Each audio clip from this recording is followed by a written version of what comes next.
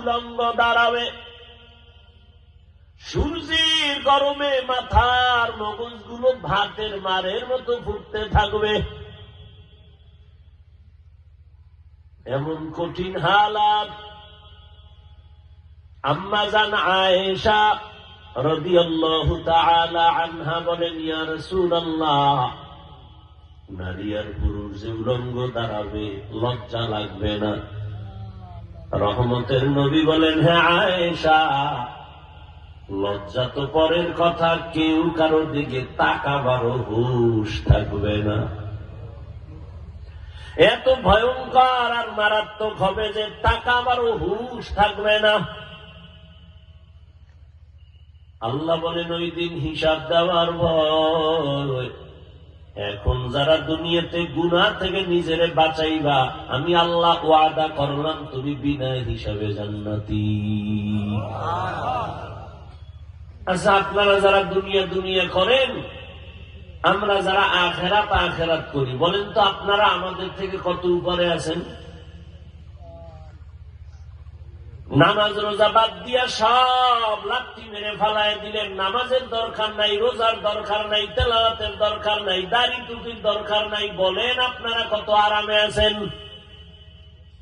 কই, আমরা তো 3 বেলা খাই, আপনারাও 3 বেলা খান। আপনারা ঘুমান, আমরাও ঘুমাই। আপনারাও বাজার করেন, আমরাও করি। আপনারাও চাকরি করেন, ব্যবসা করেন, আমরাও করি। আপনারা দেশ বিদেশ সফর করেন, আমরাও করি। হিসাব মিলায় দেখলাম আমাদের মতো আখিরাতওয়ালাদের মতো সম্মানে আর শান্তিতে এই মুহূর্তে দুনিয়াতে আর কেউ নাই চোখের সামনে। হ্যাঁ, এখানে আবার অনেকে ভয় পাইও না যে আমি তোমাদেরকে বলবো সব হুজুর হয়ে যাও, দাড়ি লাগাও, তসবিহ হাতে নাও, পাগড়ি লাগাও। এ কথা বলি না, বলবো না, ভয় পাইও না। এরে আমার কলিজার যুবক, বরং আমি তোমার পক্ষে সাপোর্ট দিয়ে যাচ্ছি, ভয় পাইও না। তুমি স্কুলে পড়ো, তোমাকে আমি ধন্যবাদ দিলাম, পড়ো। তুমি কলেজে পড়ো, তোমাকে ওয়েলকাম পড়ো। ভাই তুমি চাকরি করো, করো। ব্যবসা করো, করো। স্কুল কলেজ বাদ দিয়া মাদ্রাসায় আসার নিয়ত করলে ফিরায় নাও, দরকার নাই। আমার দেশের মাদ্রাসায় তোমার মতো লোক ঢোকার জায়গাও খালি নাই, লাগবেও না। এত পরিমাণ মাওলানা হুজুর আলেম ওলামার অভাব নাই। আমার দেশে এখন অভাব বড় ডাক্তার নাই, আছে ডাকাত। আমার দেশে আছে প্রফেসর নাই, আছে নাস্তিক। আমার দেশে ভালো ডিসির দরকার, এসপির দরকার, এমপির দরকার, চোরের দরকার নাই, দুর্নীতিবাজের দরকার নাই, জালেমের দরকার নাই। অতএব তুমি স্কুল কলেজে পড়িয়া ডাক্তার হও, ইঞ্জিনিয়ার হও, প্রফেসর হও, আদর্শ ব্যবসায়ী হও, চাকরিজীবী হও, তবে বেয়াদব হইও না রে বাবা। তোমার আচরণে কোনদিন যেন মা বাবা কষ্ট না পায়, শিক্ষক কষ্ট না পায়, আলেমরা কষ্ট না পায়।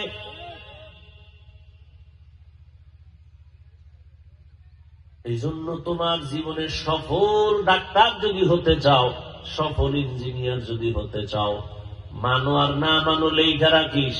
যুবকদের বলছি, সফল একটা মানুষ যদি হইয়া মরতে চাও, তোর নামে ইতিহাস লেখা হবে, কবি নজরুলের মতো গর্ব করবে সবাই। সেই জীবনটা যদি চাও, ডাক্তার হইয়াও তোমার আদর্শওয়ালা হতে হবে।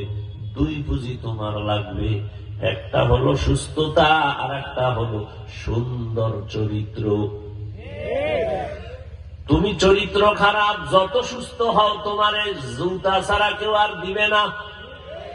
আবার তুমি চরিত্র ভালো কিন্তু অসুস্থ, কোথাও তোমারে চাকরিতে কেউ নিবে না। সুস্থতাও লাগবে, চরিত্র সুন্দরও লাগবে।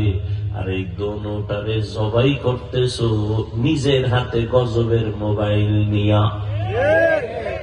মোবাইলের কারণে দিন দিন কিন্তু অসুস্থ হয়ে যাইতেছো, খবর নাই। এই মোবাইলের কারণে চরিত্র ধ্বংস হয়ে যাচ্ছে, খবর নাই। মোবাইলের কারণে সারা রাত ঘুম নষ্ট করেছো, চেহারা নষ্ট। কিডনি নষ্ট, ব্রেন নষ্ট, হার্ট নষ্ট, নিজের ক্ষতি নিজে করে। এটা পাগলও করে না, রাস্তার পাগল। রাস্তার পাগল থেকেও তুমি খারাপ। এই মোবাইলের কারণে চোখের পাওয়ার চলে যাচ্ছে, খবর নাই। কানের পাওয়ার থাকে না। তোমার জিন্দেগি বরবাদ, লেখাপড়া বরবাদ, চরিত্র বরবাদ। এই মোবাইলকে কেন্দ্র করে মায়ের সাথে বেয়াদবি, বাবার সাথে বেয়াদবি, শিক্ষকের সাথে বেয়াদবি, আলেমের সাথে বেয়াদবি। এই মোবাইলকে ঠিক রাখতে গিয়া মায়ের টাকা চুরি করছো, বাবার টাকা চুরি করেছো। করো চুরি, মনে করো বাবারটা করি তো আর সম্পদ, সমস্যা কি?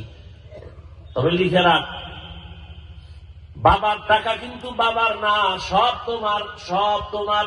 তোমার বাবা এখন মরে গেলে পুরা জিম্মাদারি তোমার চলে আসবে। মূলত তুমি বাবারটা ক্ষতি করো না, নিজেরটাই ক্ষতি করতেছো। আর একটা কথা মনে রাখবা, বাবা কামাই করা পুঁজি যদি অন্যায় ভাবে চুরি করো, খেয়ানত করো, কোটি কোটি টাকা যদি বাবায় কামাই করে, কোনোদিন বরকত আর থাকবে না। এরে আল্লাহর বান্দারা, স্কুলে পড়ো, কলেজে পড়ো, চাকরি করো, ব্যবসা করো, আল্লাহর ভয় নিয়ে নিজের গুনাহ থেকে বাঁচাও। এবার বাস্তবে তুমি মনে মনে ভাবতেছ যেটা কেমনে সম্ভব, কেমনে সম্ভব? আমি তো স্কুলে পড়ি, কলেজে পড়ি, কেমনে সম্ভব নামাজ রোজার দাড়ি টুপি কেমনে ঠিক রাখবো, কেমনে সম্ভব? এবার একটু উদাহরণ দেই রে বাবা। ও আমার যুবক বাবারা, ভালো করে নজর করে দেখো, জীবনে কোনদিন মাদ্রাসায় পড়ে নাই, কোনদিন